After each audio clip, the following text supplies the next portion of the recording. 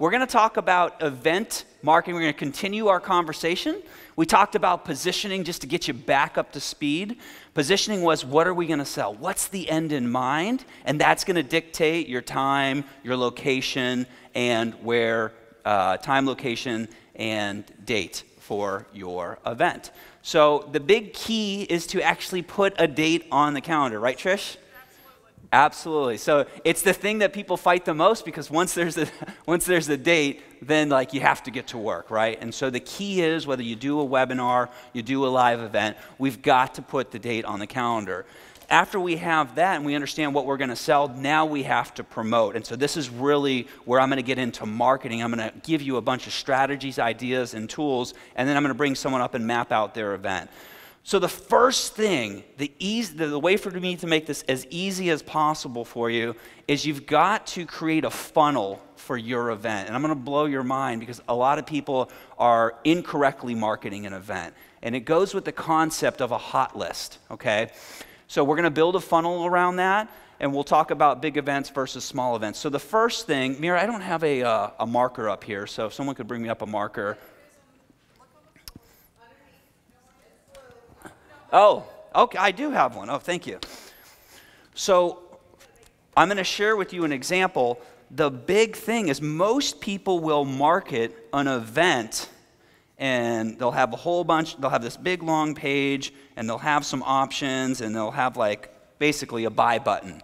The challenge with that, if you ever look at the statistics to what Bethany shared with us, the bounce rate, which is somebody comes to your page and then they leave, right? They come to your page and then they leave. And so I always think about, how can I squeeze them, which is just a term for how can I get them to opt in. And so if you notice on the screen right now, this is the page for Amplify that we ran to certain segments of traffic. So sometimes you don't see everything in the marketing. So I'm going to take you behind the scene and share with you what we did.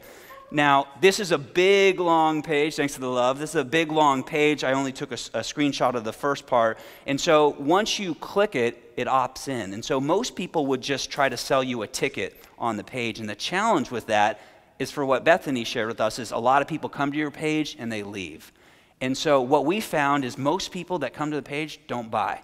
They got to know about it. They got to get followed up with, right? And so I see a lot of event marketers, the big challenge is they're not asking for the opt-in so they can follow up with. And that is the trend. We're seeing that people opt in now, and we've got to email them. We've got to direct mail. We've got to get on the phone. We've got to make that personal connection. Does that make sense?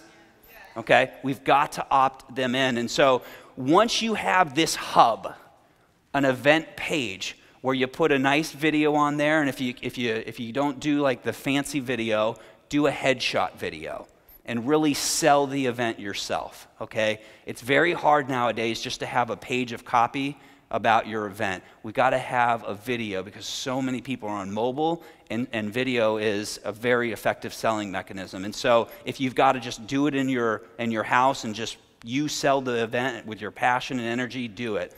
And so on our pages, you'll see, and you can just take a look at amplifyexperience.com, there's a hub that we send everything to. So no matter what I take you through here, everything goes back to this page to get someone to opt in.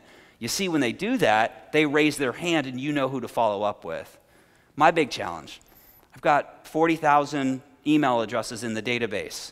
I don't know who's interested in the event. And so I send them to this page, and I do what we call segmenting. The people that are interested, they will go into a separate list, and then I will market to them harder, meaning I will follow up differently, right, than try to hit everybody on the list. Does that make sense?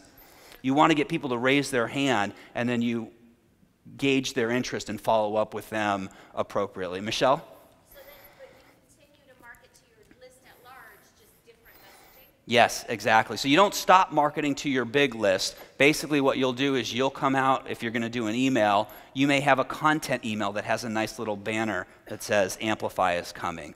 You may just do a promo that says there's only 16 seats left, click here. Or you may even consider, if you have clips from your past event, do a 5-minute clip. Hey, here's some free content about irresistible offers. Go check this out today. And then that will be hosted on a page that has a link or a banner to the website. So everything goes back to the hub. And I want you to understand that. You got to build a centralized place to get people to opt in so that you can sell them a ticket or follow up with them. that way. So whether you do direct mail, you see up there, I've got some tickets. This is a reminder. I love